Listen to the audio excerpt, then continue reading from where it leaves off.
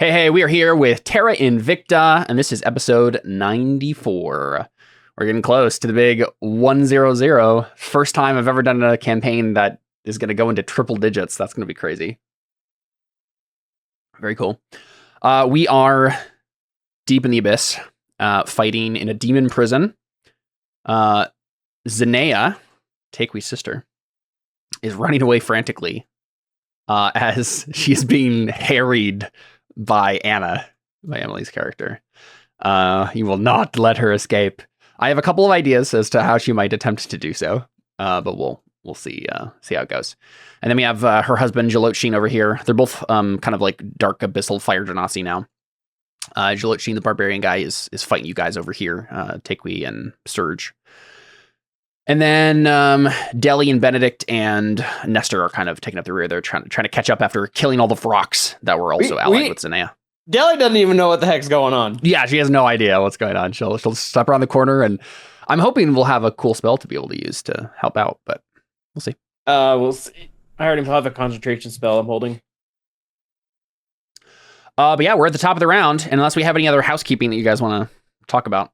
There's just the thing that the stream doesn't know that I'm engaged now. Oh, yes. Personal news time. Yep. Seth is engaged. We're all very excited for him. That's all. It'll be great. Yeah. And now on to more important things. Yeah, I mean, I don't think I did a good job conveying it on stream last time, but like Takewi's like frantically calling after Zay, like getting her to try to come back. You know, like, no, let's talk about this. I don't care that you almost killed me. Come back, please. Yeah, Zaby, come back. But yes, Zenea is like, you can blame it all on me. Don't kill Audrin. Well, okay, yeah, maybe. Zenea is definitely like screaming and crying, throwing up as she's like running away, right?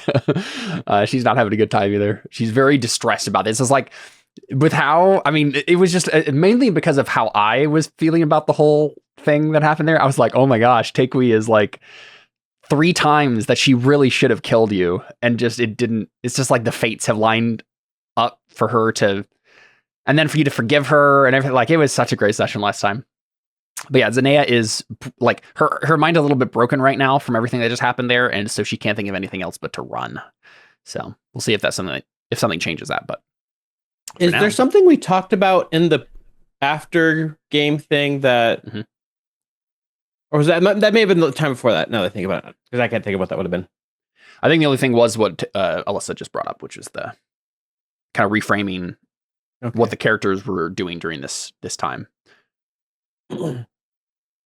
screaming and yelling at each other. Okay, let's pick up with Benedict. See if I remember how to play this character. Oh, right. Oh, man, I should have opened this character sheet already. It takes a second. Added all of his spells. If I remember correctly, he was just going to come around the corner, and again, he doesn't really know what's going on either. Oh, right. I remember what's going on with Benedict. He's got the curse on him. Oh, right. Yeah, okay. Let me... I mean, I'm kind of assuming this turn he's gonna have to just dash because he can't see anything. That's what he's doing. Yeah, I'm just kind figuring out where that. I think for now he will just go right here. Yep. So he kind of rushes along the edge of the rift here, and gets around the corner, around the wall, so we can see what's going on. I just noticed in the characters Takewi, right? It says Slay Queen. How long has it said that? I know. I was back when I didn't write that, just an FYI. Okay. I think it was probably Jordan. His face right now. I wrote that like weeks ago. Yeah. When I don't. We had to rewrite them in, right? Well, yeah, it was immediately after we switched to the new jump gate thing. Yep. And Seth and Em both put the pronunciation for their character, and Alyssa said she wasn't. So I'm like, I'm going to use this as an opportunity to do something stupid. It was actually a pretty good joke. Yeah. It's funny because Takewi was the only one who really needed the pronunciation guide. I think. Oh well, it might have been Audrin too, because I think we kept saying Adrin or something at the beginning of the campaign. But yeah, we might have said Anna a couple times too. Maybe it was. I think Deli was the only one that we realized I had no doubts about, because I just thought of a meat store. So yeah, it's just Deli, because she ate things. That was my memory device. But yeah, so Benedict is just rushing along, and he comes around the corner and sees this. So we see Zolot'shin, and he has a big axe. It looks powerful and magical, similar to Zanaya's blade. It's dark and it's like has the same black material that hers is. Looks like. Does Benedict have any bonus actions that he could do? I'm just curious. Oh yeah, he might. But yeah, then we see Surge and Takui and this eagle attacking Zolot'shin as well. The only one he has is he can regain an expended spell slot with Channel Divinity. But I think he might have already used his Channel Divinity. No, he wouldn't have turned undead. He didn't do his Megatron. Yeah, I think he still has one, or maybe multiple. I never remember or understand how the Channel Divinities work as a cleric. How many do you get of those? What is that based on? I think it's just based on your cleric level. Sounds right. It just changes based on that. Do we know what the actual number is? Yeah, I can probably find it. Well, yeah, I would definitely... how many clerical errors you make in your life. But yeah, that's his only bonus action. I'll look this up, but he just runs this time. Take me. It's you. Okay.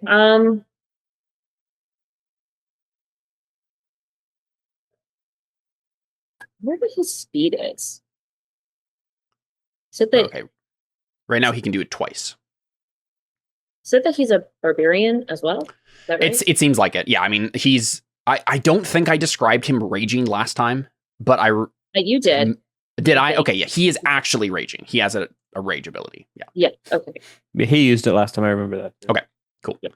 I need to add that to the order then. Because then I feel like it's possible then he does have the same speed as me, so then like disengaging and running away wouldn't be wise. I feel like I just gotta face him head on. Yeah. Unfortunately. No, I really don't want to, because there's a really good chance he could probably hurt me pretty good here. Yeah. Let's see. I guess I haven't used my claw tattoo yet, so that might be worth using. Just to pile in some more damage to him. That I didn't turn it in earlier, but yeah, and he shouldn't be getting half damage because I'm doing radiant damage. So I've been making sure to do that. Okay. I think I will use my bonus action to activate my claw tattoo, and attack him with Desk Crusher. Mm-hmm. Okay. Go for it.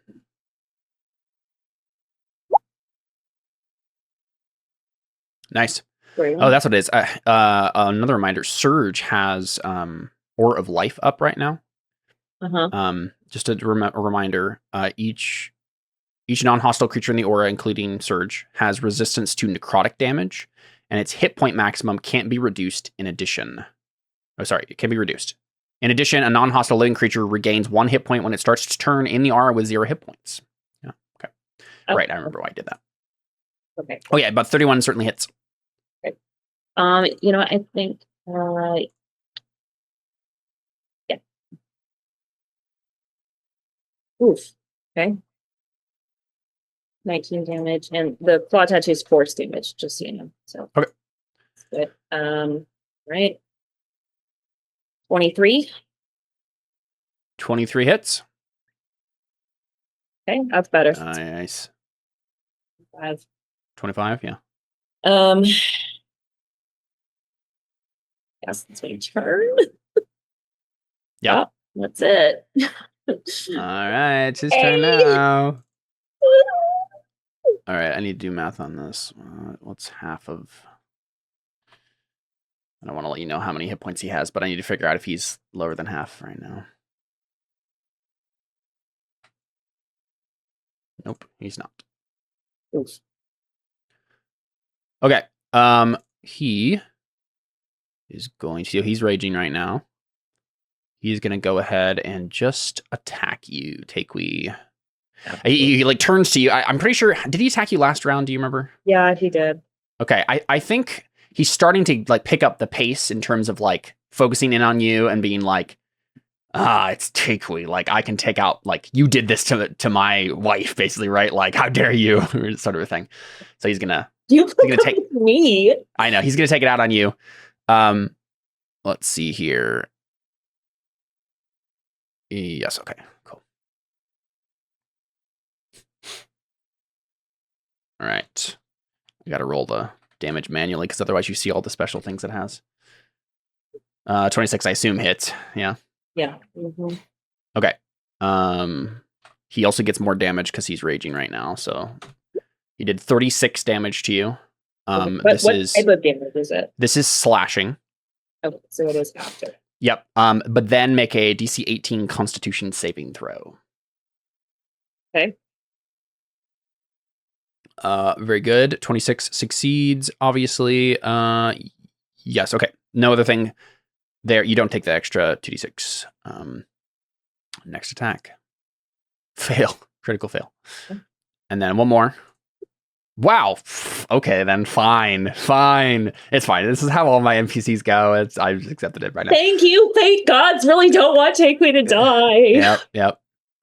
So yeah, he's trying as hard as he can, but it's like glancing off your armor and you're dodging out of the way. Actually, you don't have any armor here, barbarian. You're dodging out of the way. My spirits are protecting me. Yeah, there you go. All right, cool. I think that's it for him because his bonus action is to rage, and he's already doing that. So, I will go ahead and just in between these turns because he has legendary actions. I'll probably do one for Zanea in a second here too, but I'll have him make one more attack with his Dread Cleaver. Hey, there you go. Okay. So that one hits. It's wild.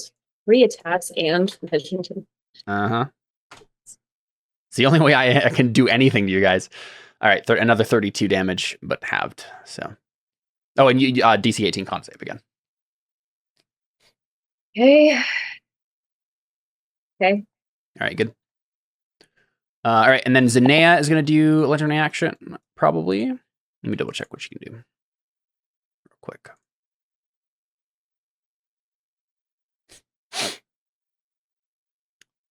Ooh, yeah, okay. She's going to use a legendary action to move. I think. No? Maybe she... Yeah, that could work. I think she's going to use 2 legendary actions to cast Darkness. See, where can she do this? A point you choose within range. Okay, perfect. Let me pull this spell. My templates.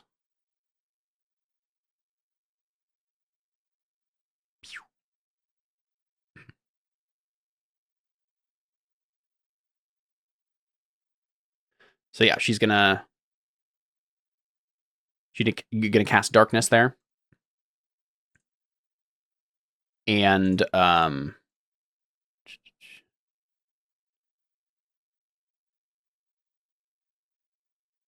gonna go ahead and make her invisible. She's on the GM layer because you can't see her anymore.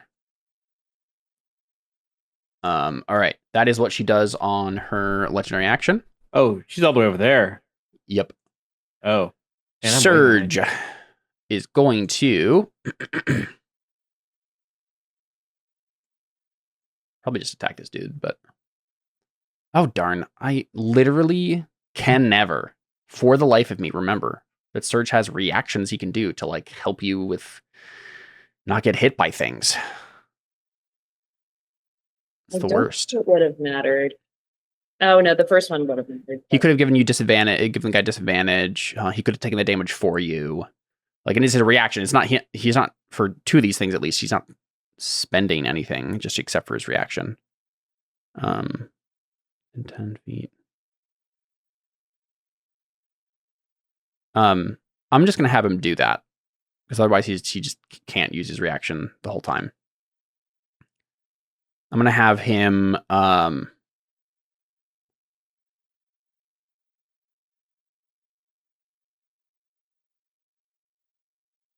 yeah. I'm gonna do this because this is me being bad at Dungeons and Dragons and making it worse for you guys because I don't know how to play this NPC, and he's an ally of yours. I want to actually let him do the fun thing that he gets to do to help you. So instead of taking that, you don't take that 36 because he's going to give disadvantage on that first one. Yep.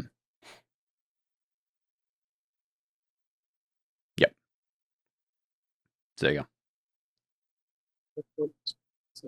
Okay, so it's his actual turn, and he will probably just attack at this point. He has his Aura of Life up. Yeah, let's do that. Oh, nice. Both criticals because you're flanking. Nice. Great well done, job, Surge. That, yeah, I mean, he'll probably smite at this point, right? Yeah. So we'll just take him one at a time. He will go ahead and smite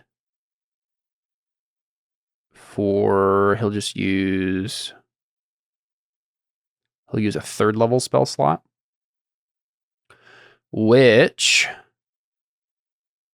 will give him, let's see, so 2d8, 3d8, 48, 5d8, 68, and then 78 because he has his Sunblade. So then 14d8? Yeah. Yep. That's a lot. 14d8 radiant damage, right? Nice. No, wait, it's slashing damage. Sorry. Oh. It's just, I thought it was for a second, but no, it's slashing. Yeah, so he will take half of this because he's raging, but I thought it was radiant. Yeah, well, so you know what? The smite. The smite is radiant damage, but his blade is slashing. Is that right? Yeah, his blade. Okay, so I'm gonna do this first. So he only takes the 5 slashing instead of 10. For a second I was like, no, smite has to be radiant. Yeah. So this 14d8 will not be halved. Nice. All right, and that was his first attack. And the second attack, he also got a critical. I know, and he'll just do the exact same thing, right? Like, there's no reason for him not to. So nice, that's better. So 13, 6 slashing total, and then another 14d8. Nice. Yeah, I mean that did a lot. He's not dead, but massive amounts of damage are being done to this guy. Nice job, Surge. And right, like we get this awesome moment where like Zerlochin is focused on you, and he's like attacking you with his axe. And Takui, you're dodging out of the way, and you like attacked him too, right? Did you hit him at all? Yeah, you hit him twice. So we're getting these blows back and forth. But then when Zerlochin attacks you, as the audience, we're getting worried about Takui because we know she's like pretty low. But then we see Surge step in, right? He has a shield and he blocks like that blow that would do like the massive amount of damage to you. And then Zerlochin kind of half turns because he's like, oh, I'm also fighting this guy. But it's like too late because Surge just like his blade is glowing with radiant flame, and he just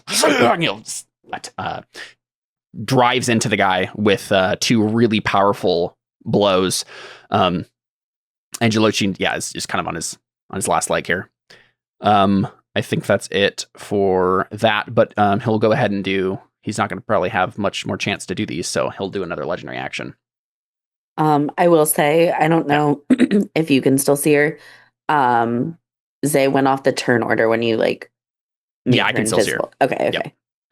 Yeah, just on the turn order, it's now invisible as well. Don't think he needs that. Okay. Yep. Surge's turn is done, and we will do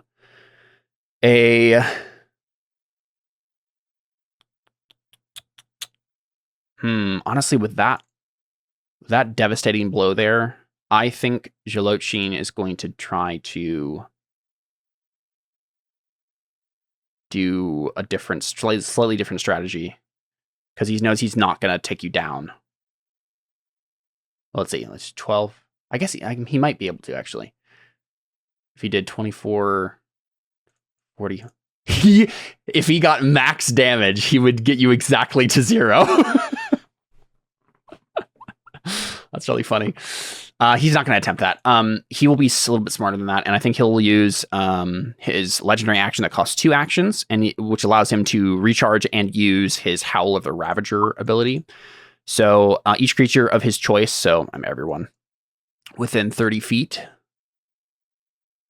So do I escape that?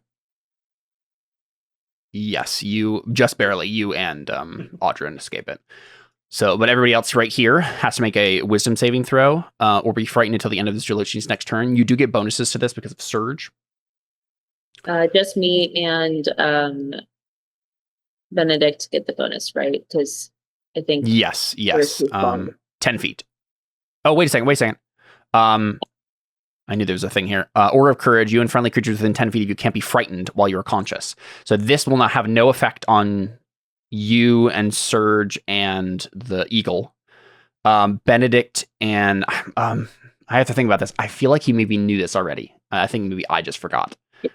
I think he tried to do this and this same thing happened. So I'm gonna neg on that. Because no one's made the saves yet. I'm just gonna have him attack.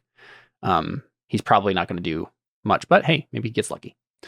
If he gets a crit, then there's a much better chance that he takes you out. Yeah, okay, he'll just do that. All right, 31 to hit. Let's see if I get actual max damage, I will take we down. So close. Oh man. Oh no, he has slashing. Never mind. It wouldn't I was gonna say, well, but if I fail my thing though, for the con save, right? Yeah, that's true. Okay, so I'm at 24 hit points right now. Okay, con save, right? Yeah. Okay. There we go. There we go. Oh, I'm good. Nice. Dang. Yeah, you're good. Con save, mans. Mm-hmm. All right, cool. That is his turn and probably the last thing he'll do because he'll probably die. It's Nestor's turn. Do we remember, did he swear eternal vengeance on Did you just skip through Audrin's turn? Did I? Yeah. Oh, I did. Yeah, sorry. I had already clicked off of Zolotchin and then. No, sorry, Jordan. Your turn. Do I go so you can see ahead that a bubble of darkness just appeared and swallowed both Anna and Zanaya.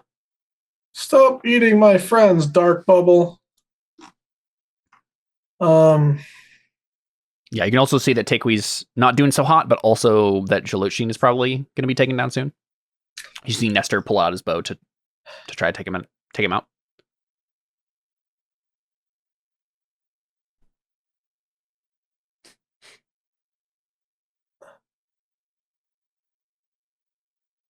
I mean,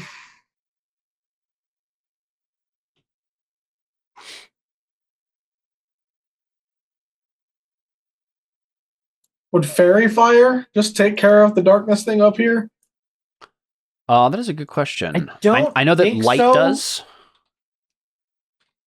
Because Fairy Fire, it shows someone who's invisible, but if she's in darkness, that won't help.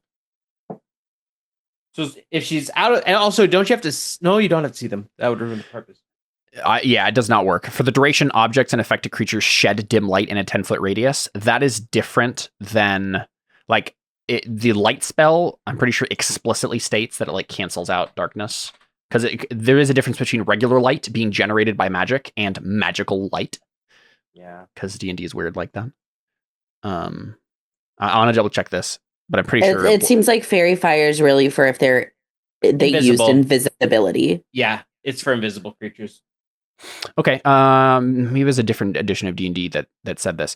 A light spell does say, it just says, until the spell ends, the object sheds bright light in a 20-foot radius and dim light for an additional 20 feet. It does not, Well, let's see what the darkness spell says. Well, because light's a cantrip, right? That's true. Isn't darkness is like a higher level spell? Darkness is like an actual spell. Yeah. Okay. Magical. Yeah, it does specify magical darkness. The darkness you would need like a corners. Dispel magic, I think. Yeah. A creature with dark I just so happen to have Dispel magic, so if you want, I could just do that. Well, just so it says a creature with dark vision can't see through this darkness, and non-magical light can't illuminate it. So magical light can illuminate it? It's unclear. If any of the spell's area overlaps with an area of light created by a spell of second level or lower, the spell that created the light is dispelled. That's the only thing it says. It does seem like it maybe takes precedence over it, even. Yeah, I think in this case, especially because light is a cantrip, darkness, I think, is going to take precedence, and Fairy Fire. I think neither of those, because Fairy Fire is also like a lower level spell, isn't it? Yeah, so Googling, a quick Google says, yeah, if you upcast Fairy Fire to third level, that's what I would say. Is like you need a spell of equivalent level. Basically, that would make sense to me. Well, am I gonna upcast Fairy Fire to third level, or am I just gonna cast a spell magic at third level? Or do I just not even bother? Well, let's see. Fairy Fire, does it do anything else?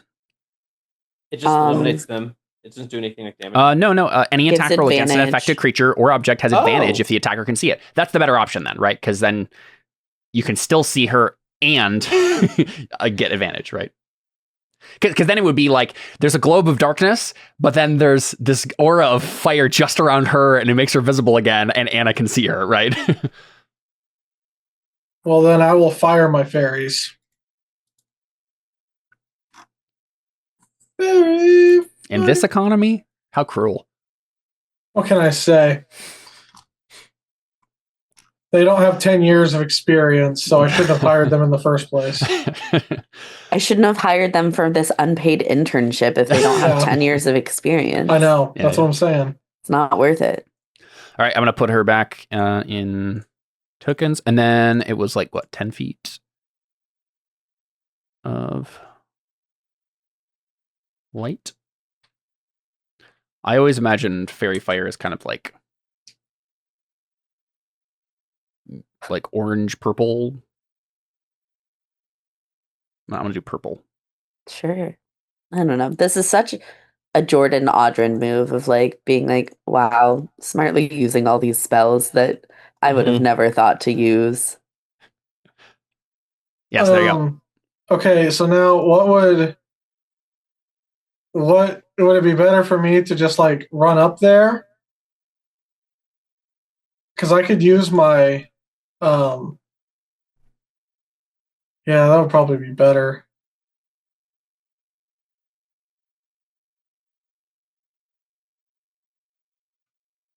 But she's just going to disengage and run away. Yeah, but I might not let her. Oh, Anna, do you want to make that dexterity save or automatically fail it? Does say any creature in the area when the spell is cast is also outlined in light if it fails a dexterity saving throw? Actually, doesn't it specify that you can choose to fail a save on some certain spells? Well, so. Here's the thing. I don't necessarily have to be... It's a 20-foot cube, so I don't have to be in it. Oh, yeah. There's two different radiuses here. One is the cube that he originally creates, right, and one is the light that is shed by. Because I don't want to be in Fairy Fire, because then she would have advantage against me. It makes sense that Audrin would know where she was and then just do it right in the edge. Oh, was he there? Could he see her before then? Yeah. Okay, that makes sense. Then. Okay. Yeah. Yeah, that's fine. Is that what you do, Audrin? Any bonus action or anything else? I mean, if you run up to her, then if she... It's her turn next. That's what I'm saying. If she disengages and runs away, then she disengages and runs away. Well, if she can get away from me. Well, let me rephrase that. If she disengages and runs... If she can get away from me. I'm just saying, if she'll run either way. if she can. I assume that's what I'm saying. Emily has some sort of ability. So would it be beneficial if I'm flanking? I don't think I need the flank because I have advantage against her because of fairy fire. Like you already gave me the advantage. So it's just basically like, do you want to be closer or not? Do you want to come? Because I think we're just going to be running for a while. And you're the only one who would possibly keep up with us. I feel like it makes sense from a narrative perspective that Audrin would pursue Zinea, given his ongoing goal to like figure out how to capture her, right? That's true. Because like we have also like us two are the fast ones, and then everyone else, like no one else is. There's no way anybody else is going to make it to me and Zinea. Yeah. The other thing is, if she does disengage and run away, that's her not attacking. So it's not necessarily a bad thing.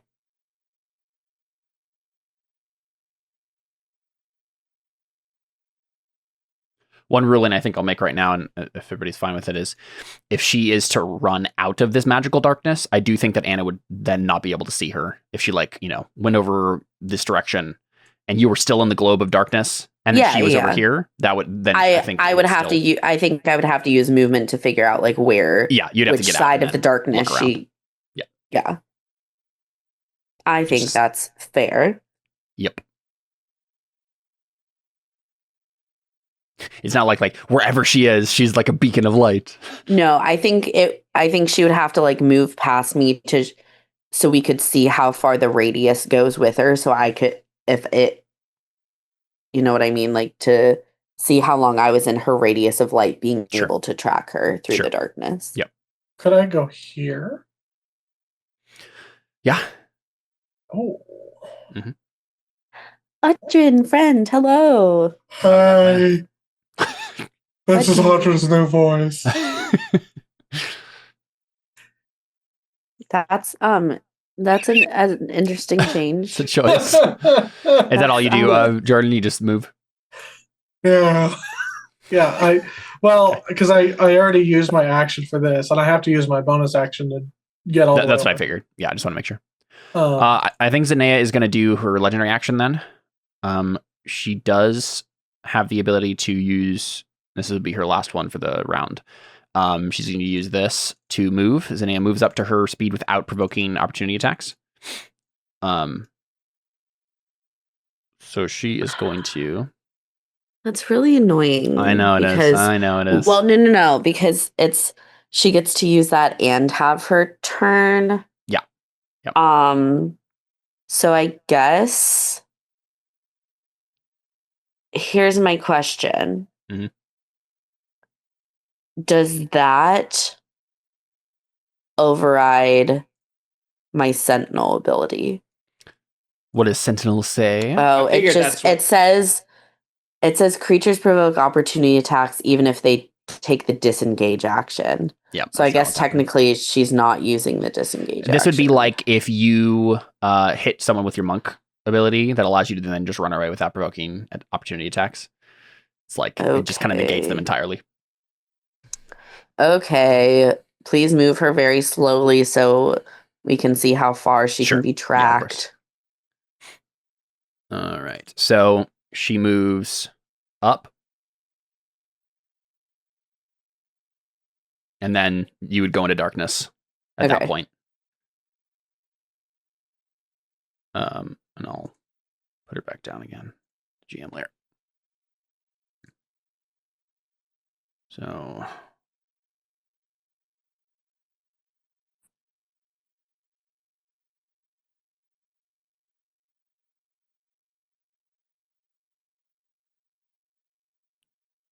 let me double check this. 1, 2, 3. Yeah, that makes sense. Okay. Alrighty. So then it would go to Nestor's turn. Okay, do you guys remember if Nestor swore eternal vengeance on Jalotchine? I feel like he did. Because he was here. before, and I'm pretty sure they're the only person. I'm pretty sure he stepped up there and attacked him. I'm gonna scan up here real quick and see if I can find it. Oh yeah, there's Birthright. Yeah, he definitely attacked his last round.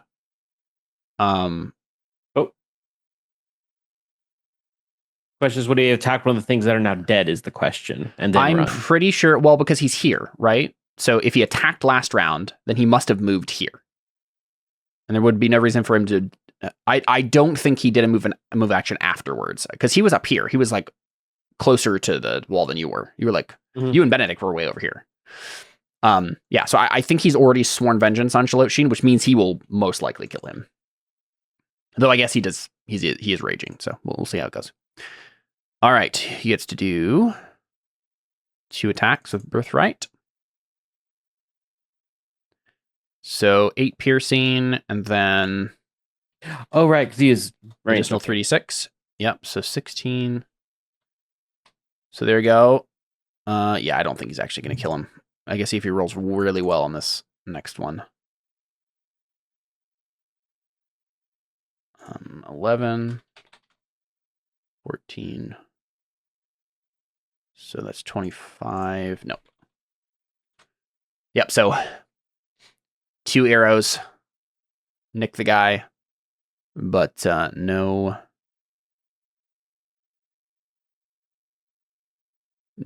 taking him down this time. And then he'll do bonus action, though, to have his beast attack. Nice. All right. Getting close. All right, now it's actually Zenea's turn. Which means she's probably going to get away. Let me figure out what the smartest thing to do here is.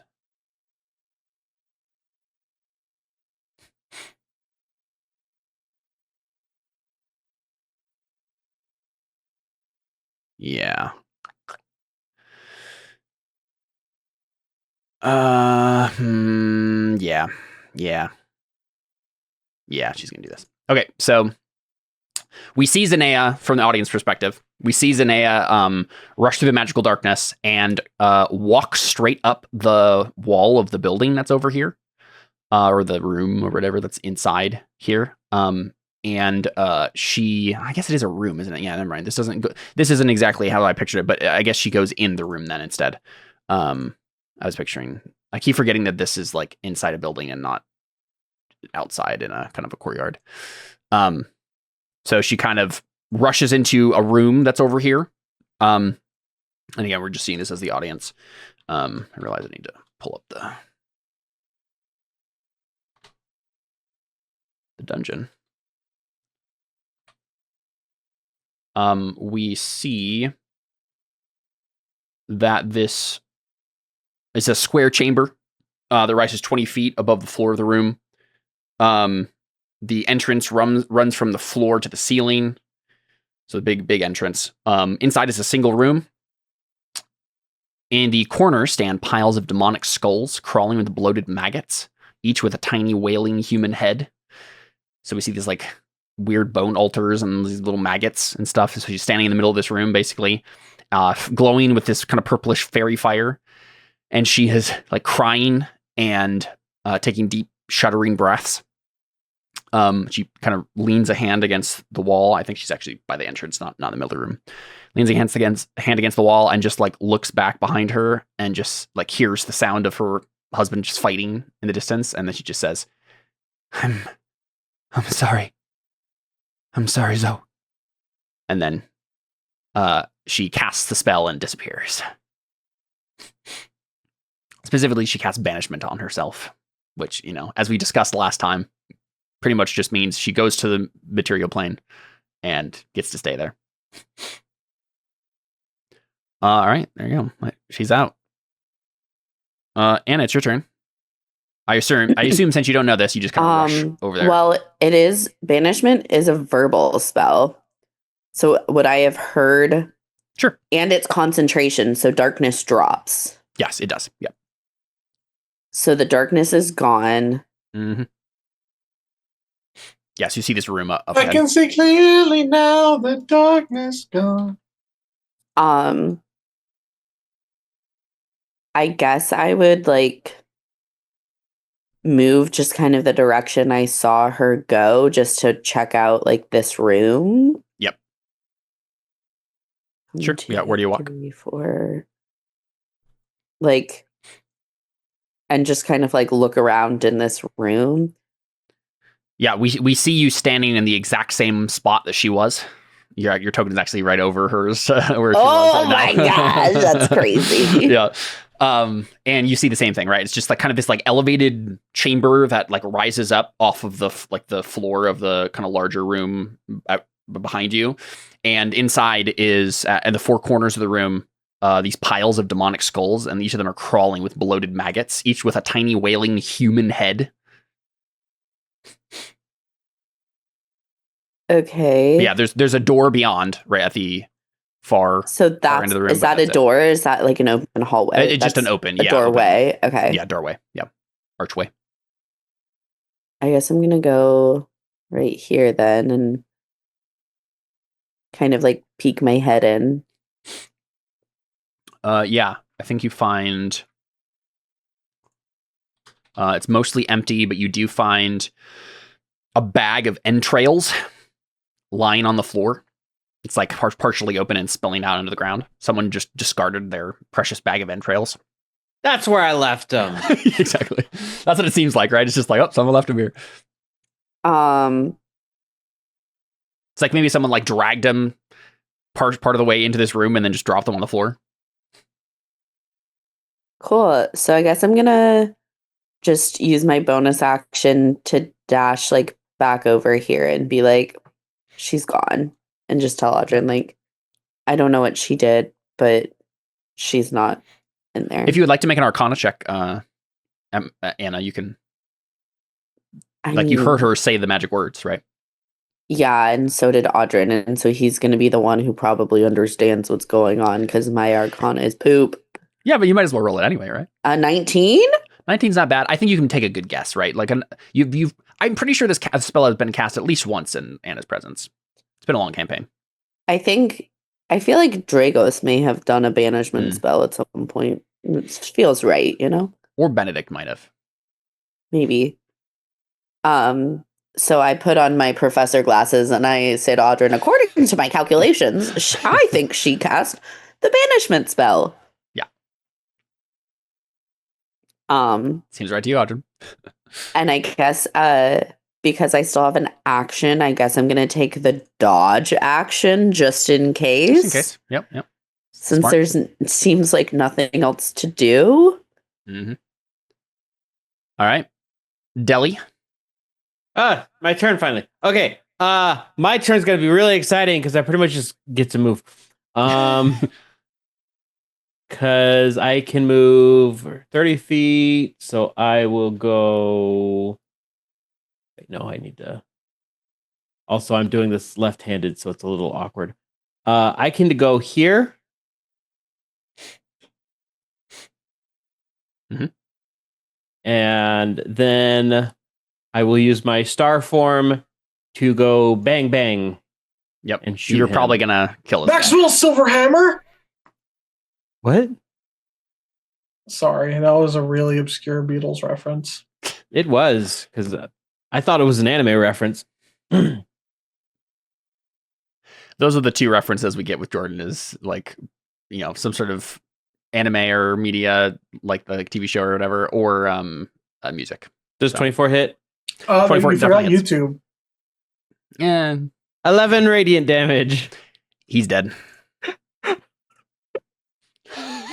Man, I didn't even get the satisfaction of killing him myself. I know. So it's really funny. I feel like Deli has kill-stealed more now that she doesn't have the ability that allows her to get hit points back than she did back when she did. Dang it, Caleb, why'd you have to remind me of that? Gotten to finish a lot of people off. Yeah, we see Starry arrow in his back, and he just slumps to the ground. And probably on his lips, like one of the last things he says is just like, He was saying while he was attacking you, Takewee, like, run, Zanaya, run, right? And then I'm yelling at him like, what did you do to her? Okay, yeah. I think he says, what did you do to her? She will free us. She will take her rightful place. And she will free us. And then I guess he's in the dying. I guess I suppose you could like try to bring him back if you wanted to. I thought you were going to say he's about to say something that the arrow goes through his head. I really don't want to bring him So back. he can't say anything. No. So what? Like you were you said that, and then he got hit, and then as he's dying, he mutters that. Okay. Yeah, I want to try to destroy his blade. Yeah, his big ol' axe. You're not gonna try and keep it? No. So this thing is like infused with like demonic energy. Is the plan to just kill this guy? Yeah. Or are you going to bring him back? I think if I can. I just want to know whether I should clear the turn order.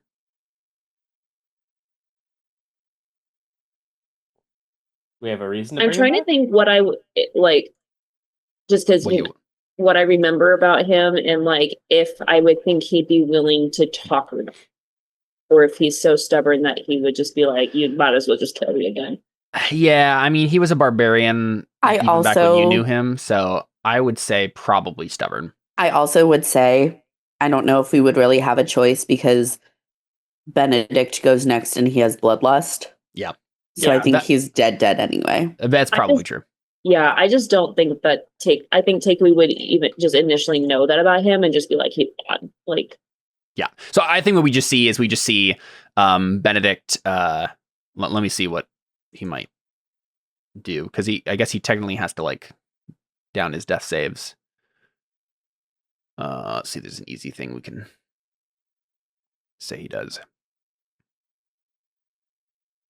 I mean, if you just walk up and I think that's what he does, right? Yeah, he twirls his staff in his hand and just takes a couple of steps towards him and just cracks it down. He has a couple of special things. He gets to do like extra damage and whatnot, like with his like radiant damage, and like he has a crusher feat, so he just like caves the guy's skull in and finishes him off. And I'm like, Benedict, not necessary. He's dead. Yes. No, he is dead. And then I like go down to his body and I like take those. I want to like take the axe out of his hands. Mm-hmm. Do I notice that Benedict does that? No, I don't think you do. You're too far away. Okay. I do think that when you pick it up, Takewee, you suddenly have two competing voices in your head, and what's his face? Or no, you know what? Sorry, no, that's not the case. Zanaya's sword has a voice, not this guy's actually. He actually has like a lesser version of it. So I'll tell you right now, his the magic axe is called Dread Cleaver. It is not quite as powerful as Zanaya's sword. Instead of a voice, you get mental pictures of emojis. yeah, there you go. Just emojis. No, it basically, he doesn't kill you instantly if you get it to 0 hit points. He has a thing, if you fail 3 of those con saves in a row, then you die. But you have to fail 3 of them in a row. The con saves he makes you make and take the extra necrotic. I'm assuming that this thing is like infused with like demonic. Yeah, it is. It does look like it's made of the same material, like the black bile stuff. It's just some sort of less, like it's not as powerful as the ones you're familiar with. It's some lesser ritual created this one. Is there any way I could destroy this thing? I mean, you could certainly just chuck it into the rift, but that wouldn't destroy it. Takewee. Your hammer has a magical ability that allows you to destroy magic items. That's right. Hold on. Wait. Hold on, where did I write this down? Wait, you sent it to me. It's a Google Doc, yeah. I'll pull it up too. Okay, because I also no longer have access to the bitter curtain stuff. I think you must have moved some stuff around. Oh, I might have, yeah. Because I think I get points for destroying artifacts. I think so, yeah. I'll look that up too. So Dust Crusher. I think originally I'm going back and forth on this. The ability that I had on here says once per long rest, while Sunbeam is active as an action, you can use Dust Crushers to strike a magic item or artifact of evil or fiendish origin. The item must succeed on a con save or be destroyed. I feel like having to use the Sunbeam ability is not something we've done in the past. You were just able to do attempt it on the Shadow Pearl and the head and whatnot. Wait, well, Sunbeam active. That's like a spell. I'm not supposed to attack. Right, yeah, it doesn't really make sense. Let me edit this real quick.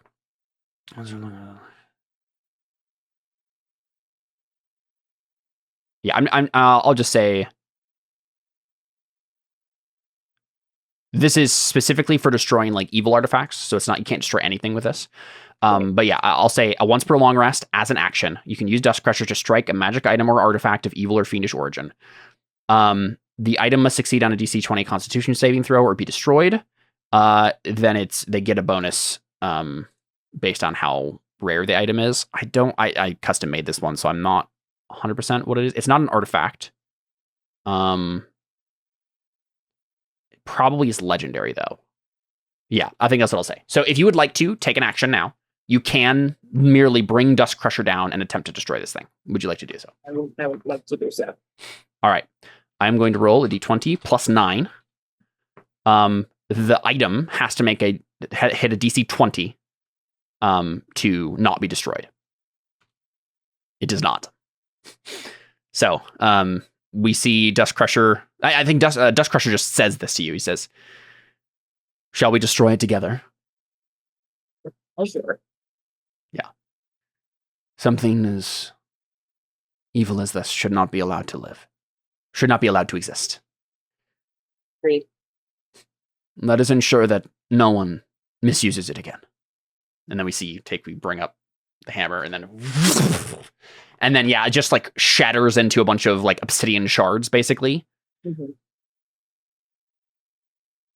The head of the axe just shatters. And there you go. Dread Cleaver's no more. So do I move up affiliate notes? Oh yeah, let me find it. I don't have the bitter. I don't know what happened. I can't. I had it. Yeah, I'm not sure. Saved, and it's it must have been the name. Moved permissions or something. Okay. So if you destroy an artifact tied to the abyss, you get a +4. Oh, but it's not an artifact. It's not an artifact. No. If you destroy Zanaya's weapon, you would get this. Yeah. I really want to be a favorite vessel. I know. So bad. Can you send me that doc? Because I do I will. Yeah. That's fine. That's fine. I still destroy it. So let's. Sorry if any of you wanted it.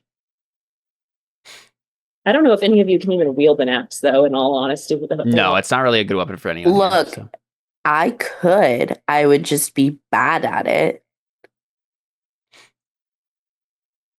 Yeah. All right, cool. So there you go. You are standing in this kind of ruined, rubble-strewn area with the bodies of many demons and this broken fire genasi next to you, and Zanaya has disappeared, and that's probably what we get next is Anna and Audryn come back over, and they're yeah, she's gone. So what do we see from Takewee? I think if Audryn comes up to her and I think she'll cry. Yeah, Audryn's jammy time. Sorry. Weird thing for Audryn to say. Jammy time.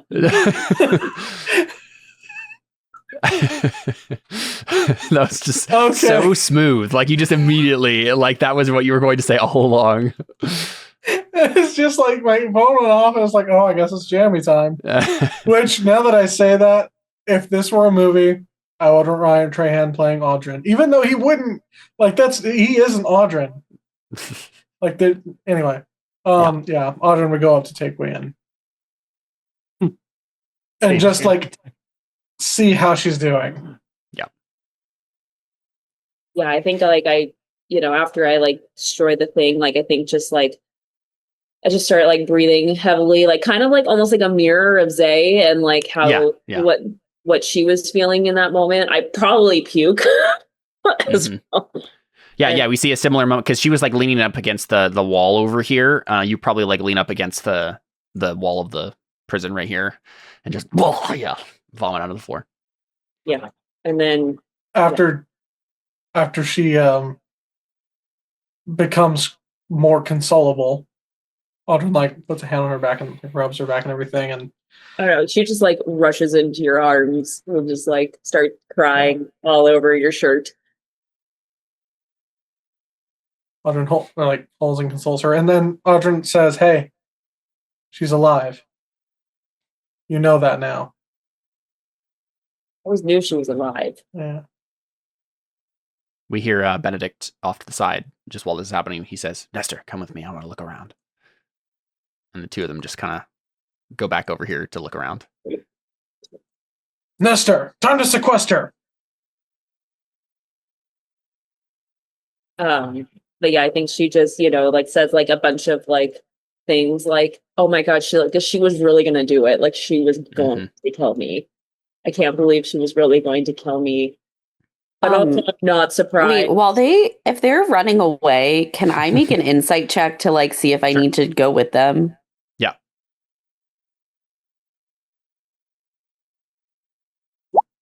24. I mean, I don't know about the bloodlust necessarily. I'll make a deception check for him. Okay. Oh my God, is he gonna go try to kill Nestor? Oh yeah, unless he gets a crit, he's gonna. Wow. I wish he had gotten that crit, but no. Yeah, something's weird about his acting. I'm gonna go follow him then. Okay, yeah. So like at first, like so he has Nestor come with him, and then Serge is like, "I'll come too," and then they start walking around and looking around, right? Like they kind of split up. Serge goes into this room and looks around. I think Nestor goes here. Not only I think just like in my mind, the reasoning that anyway is just like we're still in the abyss. There's going to be demons around. You shouldn't just be wandering off on your own. Yep. So this area right here, it's like assumed. Oh yeah, Anna, check this out already. Yeah. Right? And so they go there, but then after as they go in there, Benedict starts to walk this way by himself. And you see that. Okay, so then I'll I'll be like, okay, here, let me at least go with you because we're literally in an abyss like prison. Yeah, shouldn't be going around on your own. Yeah, he looked irritated at you, but keeps walking. But yeah, he'll go up here if you let him. I mean, I'm gonna be like, I know you're kind of annoyed with me, and then I look into this room and I'm like, whoa, what is going on? Yep. So he gets to this room and you see the ceiling of this building rises 20 feet overhead. Inside, the floor is a carpet of worms writhing in a slurry of pink jelly. In the center of the chamber stands a small stone idol carved to resemble a demonic abomination equipped with two slender necks topped with screaming baboon heads. Yeah, so Benedict he glances at it very unfazed, and he just says, interesting. Must be a shrine to Demogorgon.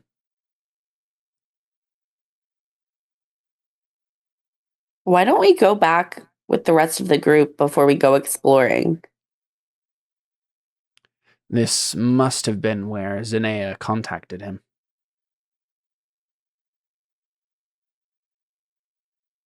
What are you talking about? Well, this sort of thing can often be used to contact a planar being. Yeah, but how do you know Zinea contacted him? Well, she was working for him, wasn't she? How do you... but, like... I'm fairly certain we learned that. You seem so confident about this. Things are clearer recently. I don't know how to explain it, just simpler. Fetters have been removed from my mind. Weights that were holding me back. I feel like with my insight check, I understand what he's saying. At least in some capacity, yeah. I mean, it's certainly not good. Yeah. No, you obviously don't know that he's cursed or anything. Yeah. Trying to see if I have some sort of ability, like knock the sense into someone. Yeah, because it's not even like you saw Zanea or someone cast a spell on him. Like, it was just something that happened like overnight. But he's just still like staring into the room. Very calm. I think I would really be like, let's go back to the others. Come on. Make a persuasion check.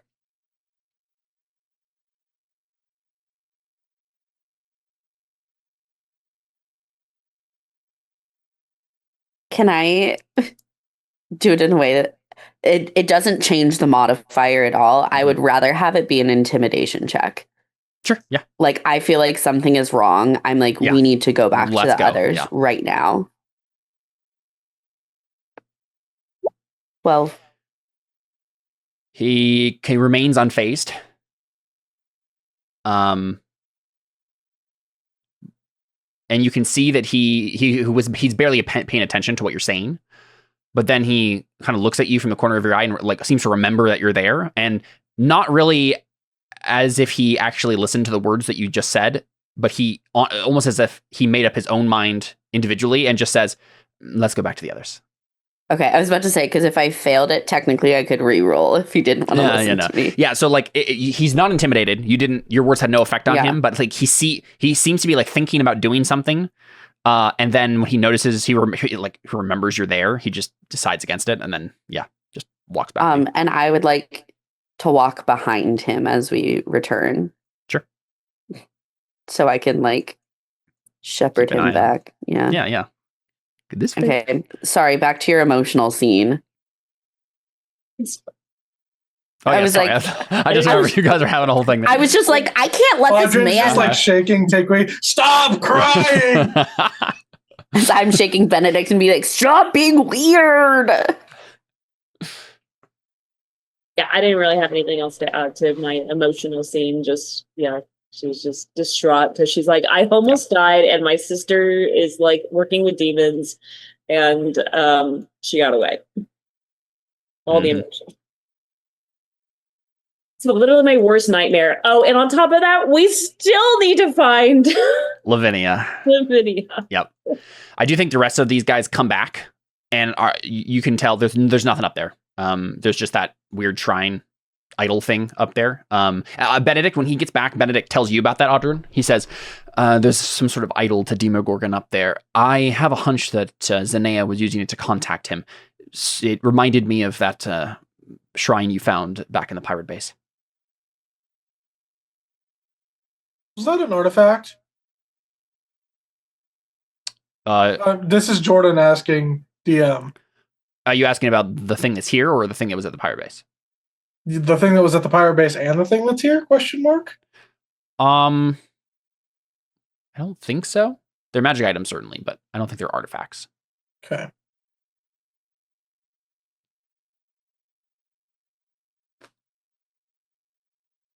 I just had, out of character, a dumb idea.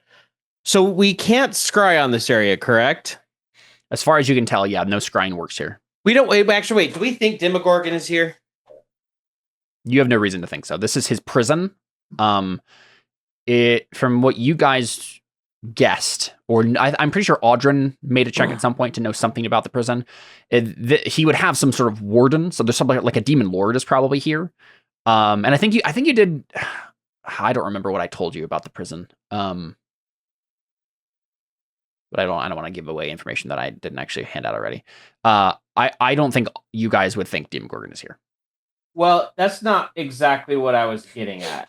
Yeah. So this is a shrine. So we've established you can't scry in this area. Yet there is something that allows interplanar communication here. Could we use that? I don't even think I have scrying, but could we use that to try and use it like as a, how do I work this?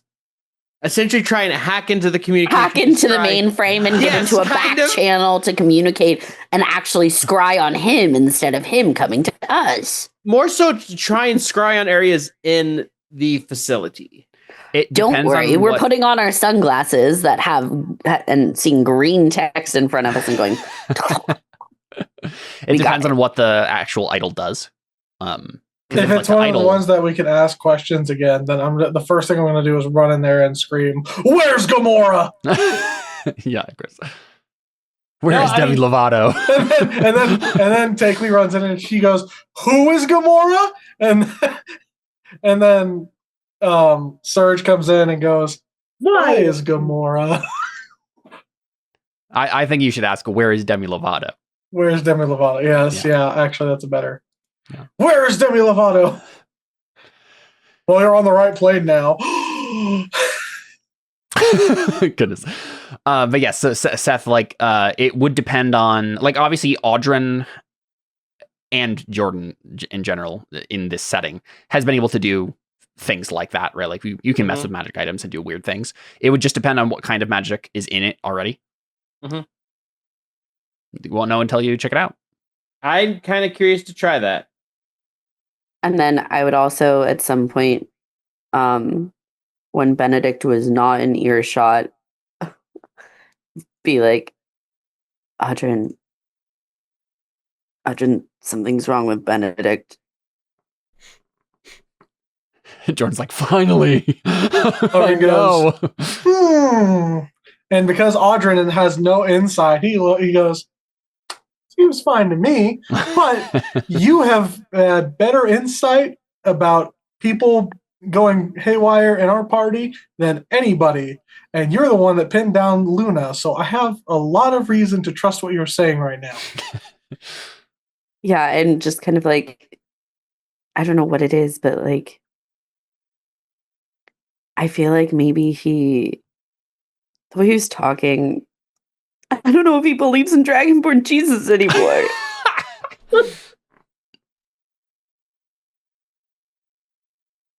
Real quick, while you guys are talking, I actually would like to go up to him and be like, "Hey, I'm really low. Would you mind like healing me up a little bit?" Does Benedict have a decent amount of healing left? I will check.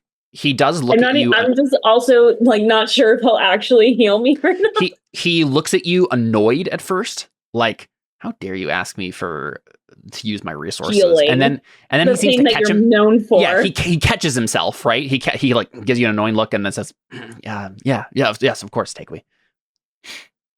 I'll go. Can I make an insight check? Sure. Or is it just like is that just like not that big of a deal? Oh, go ahead. Can she get advantage because she saw him be weird earlier? Sure. Oh. You guys are rolling really well. Yeah, you only got a 10.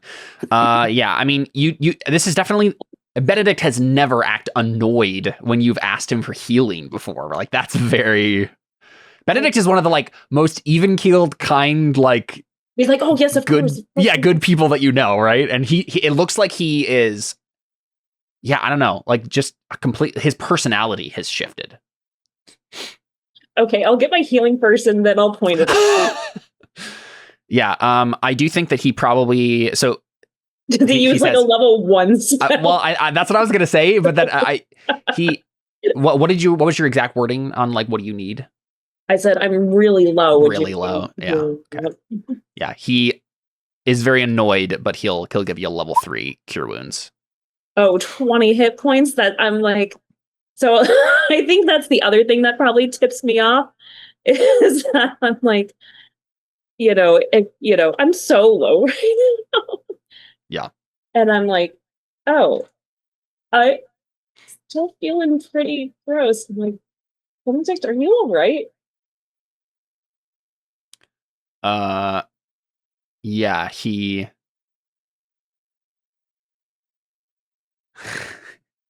get a 10 on a deception. So I think he doesn't answer you. He just like walks away. I would like to do, what would it be, an insight check to figure out, is this the same thing, to like put 2 and 2 together and be like, maybe this is the same thing that happened to me. Sure. Yeah. That's insight? Is that? Yeah. Okay. Well, here goes my +0 insight. Do I give him advantage? Oh, it doesn't matter. Yeah, it doesn't matter. I think because he rolled that 10 in this scene, you can succeed.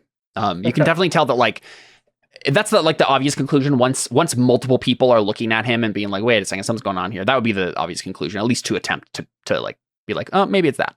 How did we fix that before? Was it me? I cast a spell. I have greater restoration prep.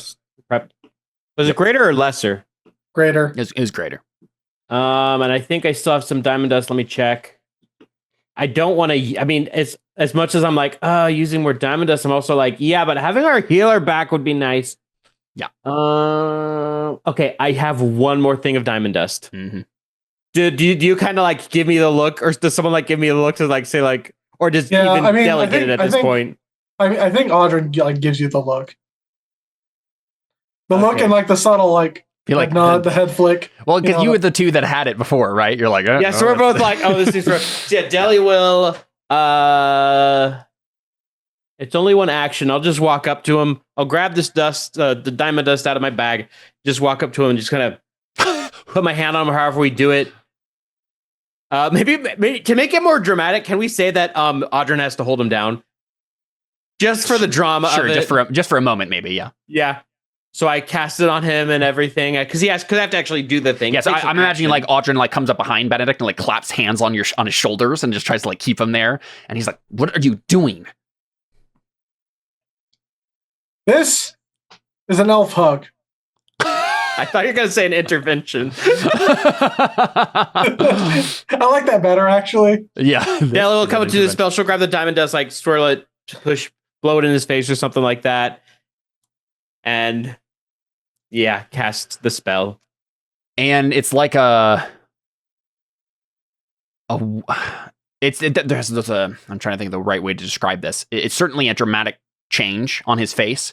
Like when you kind of wave your hand in front of him, we see the change in his expression happen in the moment your hand is in front of his face, right? So it just like looks like you're doing the yeah, exactly. But it goes from like annoyance to like regret and sadness. And he kind of like slumps a little bit, and you're holding on to him, Audrey, so you keep him right there, but he like slumps in and goes kind of like limp in your grip. And then he just says, that felt awful. I think, and he like holds a hand to his head. I think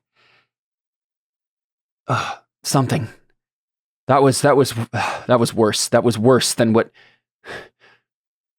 what you described the other day, Audrey, of wanting to kill things. It wasn't just that. It was worse for me. I felt completely different. Like all of the principles that had guided my life up to that point felt meaningless, hollow, like they were just holding me back instead of holding me up. I think I was evil. I think this plane made me evil. And he seems shaken to his core that like that was able to happen to him. It's the sort of thing that can only happen in a Dungeons and Dragons game or something like this, where it's just like magic actually changing you that much against your will. Like he shooketh. Yeah, but you're better now. But yeah, so mechanically what happened there is, and this would have happened to Audrey and Deli too, if they had been allowed to go one more day with the curse. Oh my gosh. I rolled how many days it would take for each of you. He literally turned chaotic evil. His alignment was chaotic evil. Oh! So. That's fun. I think I probably go up to him and I'm like, Benedict, I'm so sorry that we didn't get it until now. Like, I feel really bad that like he felt so bad for this long and we didn't even realize it. Mm-hmm. Yeah, and he frowns and he says, I appreciate the sentiment, but I think the thing that terrifies me the most is that I didn't want you to heal me. I didn't want you to make me go back to the way I was. It felt, in that moment, it felt freer. It felt like I could do whatever I wanted to. I like, in a cutscene, like look back wistfully thinking of my blood sister Chime being like, I understand. Yep. and like this whole arc with Benedict and you has really been about like him not understanding why this was even a temptation for you, and like worrying about you being under mind control and all this other stuff, and then realizing, oh yeah, no, that I guess that there's a possibility for all of us that we can be all tempted by that same powerful, and he's like, he's processing a lot of that right now. Enslaved by the same magic. Yeah. I think Audrin pipes in and goes, he says something like,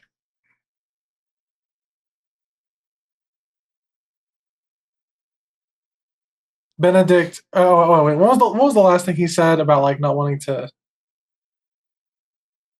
The thing that scared him most is that he didn't even want us to know, for us to heal him. Yeah. Right. I felt like I could do whatever I want. That was it. That was it. I felt like I could do. That's what I was going to say. Benedict, you didn't feel like you could do whatever you wanted.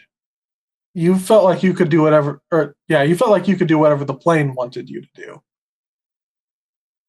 I suppose, but always been able to do whatever you want. We all have that choice. In fact, you didn't have that choice while you were under that. That's true. You're free now. Yeah, he doesn't. You can tell in his face he's not buying it. Like it felt so real to him that he was like, no, that was in there somewhere. Like whatever that was. Like I feel like I could be that person. It wasn't like the plane was forcing me to be there. It was like it grabbed something that was already there and like made it way more prominent. But like he's and I think he says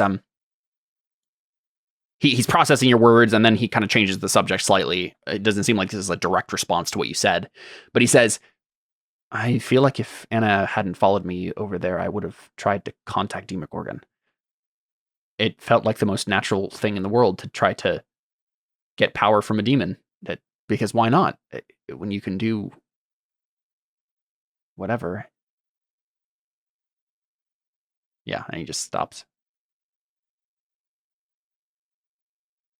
Well, this has been great. Sorry, I don't actually say that. I think Takuy's like, well, this is great, but Benedict, I still feel pretty low. Can we please? Yeah. He says, "Oh, yes, of course." Right. He actually does like try to heal you some more. I don't. He should heal me for sure, but that's not where I steal it. No, I think he looks at you and just thinks of this, right? Like he's like, "Oh, I'm sorry," and tries to heal you. I do think he actually brings up to you guys like, what are we going to do next? I think all of you need some healing. I do too, but I only have a limited amount of spells. It is a good point. We're somewhat low on resources.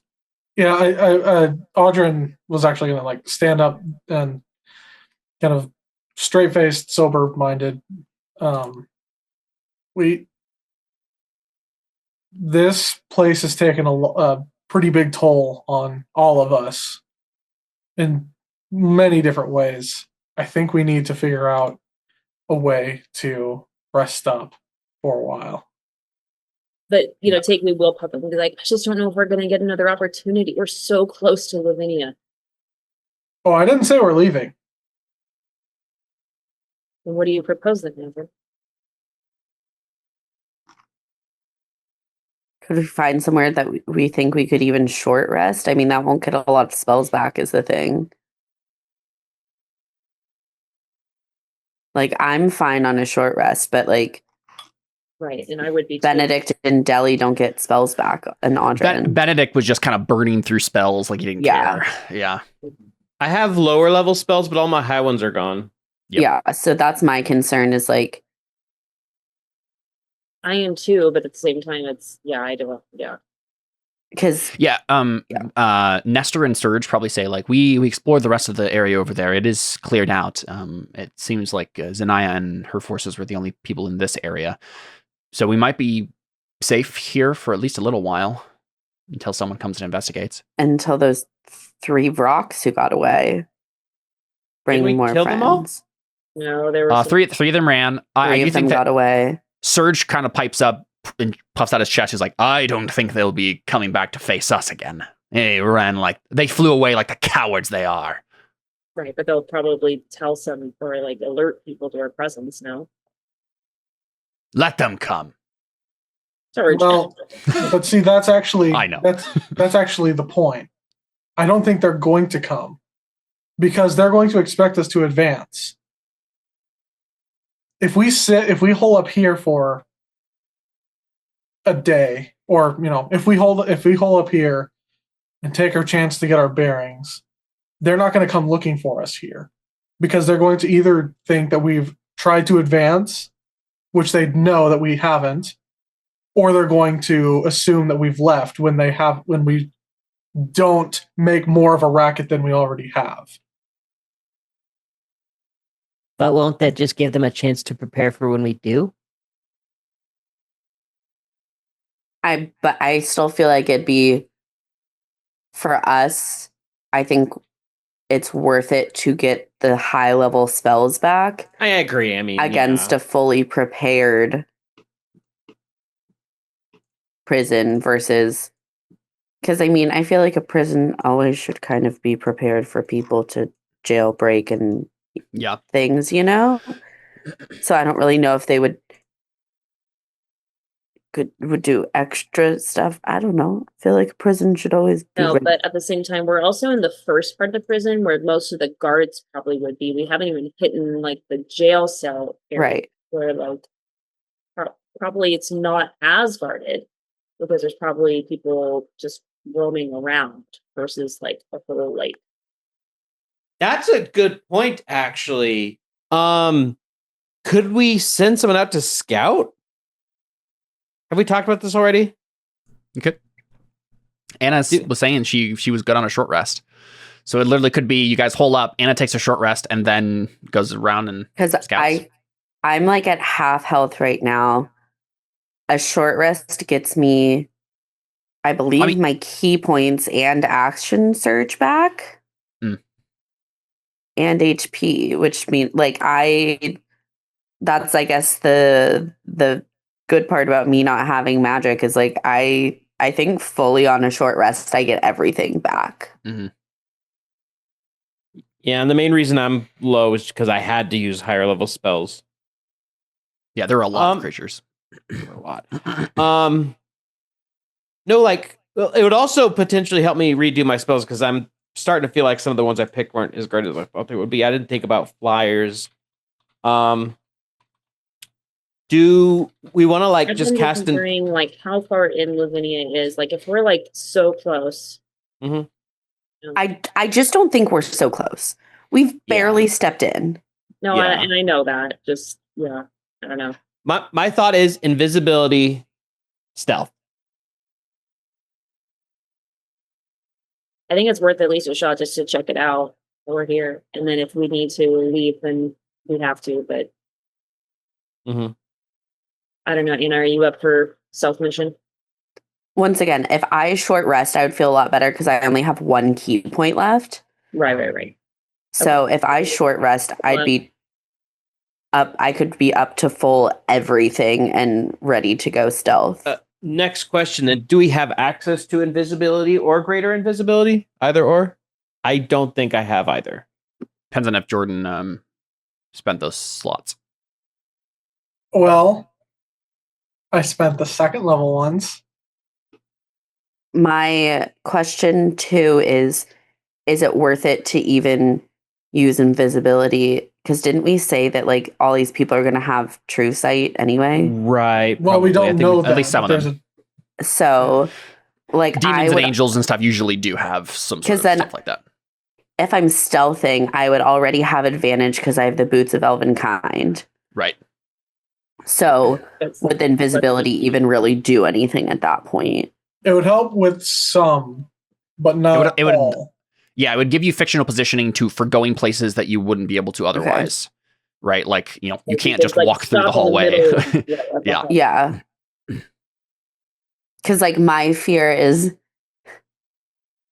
me as Anna, if I'm invisible, then I would have, like, false confidence in being able to walk around.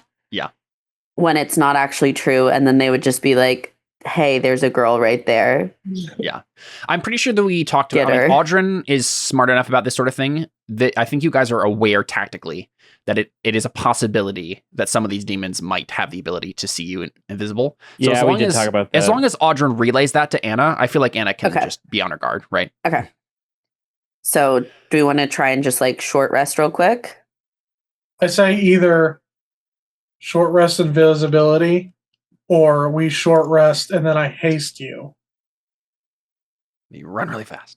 That's true. That might be better, actually. Because even if they see... get away. Yeah, so nothing will be able to catch you. Haste in a stealth mission is not good, I don't think, because it lasts for a minute.